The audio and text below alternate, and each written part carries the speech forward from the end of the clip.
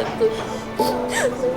Kinuwento niyo po sa akin lahat habang nasa kotse po ako, Mama Bebe. Sorry po, wala akong kaalam-alam. Walang signal sa ball.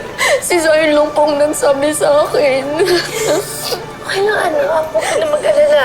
Ang importante, magkasama na tayo ngayon, ha?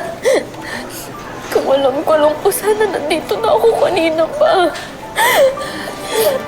Anak, basta magkasama na tayo. Sumusobran talaga yung Serena na yan, ha? Napakawalang puso. Sobrang pabida. Pinasunog na yung resort natin. Pati si Bebe, pinakulong niya pa. Diyos ko, ang gagawin natin. Sorry po. Sanay lang po ako na alam ko yung gagawin ko. Pero ngayon, wala po akong solusyon sa lahat ng problema natin. Iniisip ko po na kaya siguro lalong tumindi yung galit sa atin ni Miss Serena kasi nampun niyo po ako. Tapos lumaban pa ako sa kanya. Pakiramdam ko, kasalanan ko lahat ng ito, Mama Bebe. Anak, hindi. Hindi ganon. Huwag mong iisipin yun, ha? Walang ganon. Oo nga naman, Apo. Wala kang kasalanan dito. Si Serena nga dapat ang sinisisi natin eh. Sa kanya nagsimula lahat ng ito. Anak, makinig ka. Lalaban tayo. Hindi tayo laging nasa ibaba. May awa ang Diyos.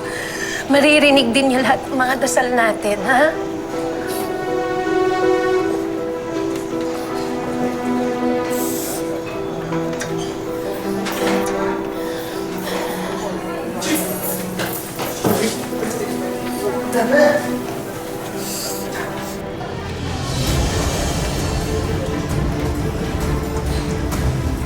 Pakawala niyo si Beverly di ba kulangan?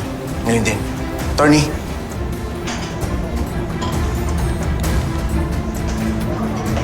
My client, Mr. Monteverde, the alleged victim is here voluntarily. We have executed a sworn affidavit saying that he was never kidnapped, so walang kaso.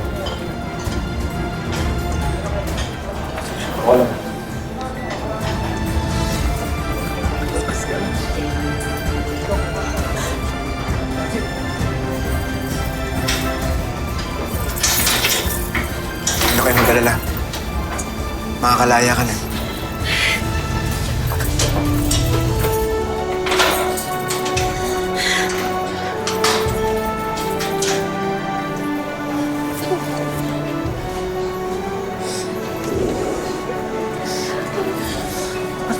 Salamat. Salamat.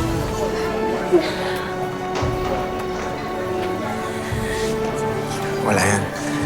Halika dito, umupo muna tayo. Yan, Sally.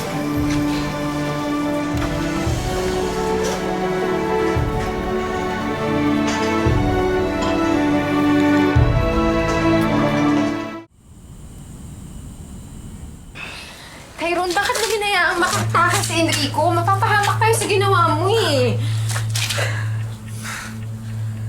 Na-underestimate namin siya. Hindi ko naman alam na magaling siya makipagbarilan eh. Bumalik na yung alaala niya. At alam niya lahat. Pati yung pagsabog ng yate.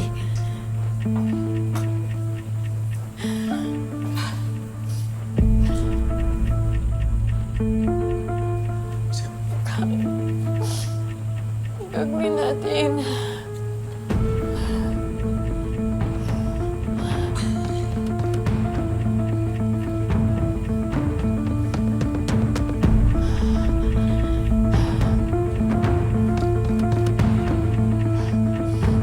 And what's worse, alam na ni Lady Mara na si Angel, si Celestine Monteverde, sigurado ako makikita-kita sila.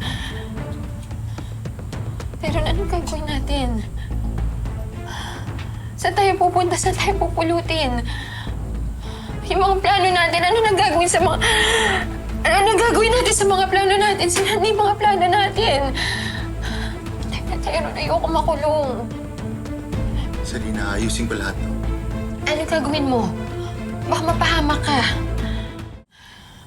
Mahal kita, Serena. Gagawin ko lahat para sa'yo. Ngayon, wala nang atrasan to. Hindi ko hahayaan na masira yung plano natin. Uubusin ko silang lahat.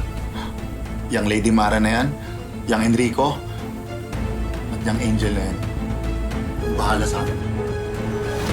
Teka, saan ka pupunta? Tyrone! Tyrone! Abangan bukas sa You're My Favorite Song. Bumalik na yung alaala ko. Kaya tinawagan ko agad yung lawyers ko tsaka yung mga staff ko. Lola Sabi, pati yung pagpapagamot ninyo. Huwag ko kayo mag-alala. Sagot ko po ang lahat. Maraming salamat po, Sir Enrico. Tama na. I can't just wait here. Pupuntahan ko si Angel. Hindi ako matatahimik hanggat wala akong ginagawa. Kung may dapat pumunta sa kanya, that should be me. The best friend niya. Well, di ko kailangan ng label para tulungan si Angel. She can count on me. Hindi ako pwede maiwan dito. If you guys worry about her, I worry about her more. Oh, daming bantay, oh. Paano kayo makatakas? Sir Enrico, siya yung sinasabi ng Japanese detective na nakakaalam kung sino ang nag-ampon kay Celestine. Totoo, kilala mo nagkampon sa anak ko? Sir Enrico, Ano? ang nawawala mong anak ay walang iba kundi si...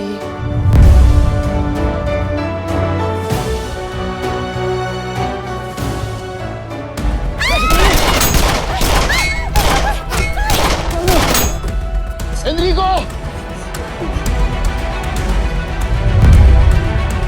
Serena?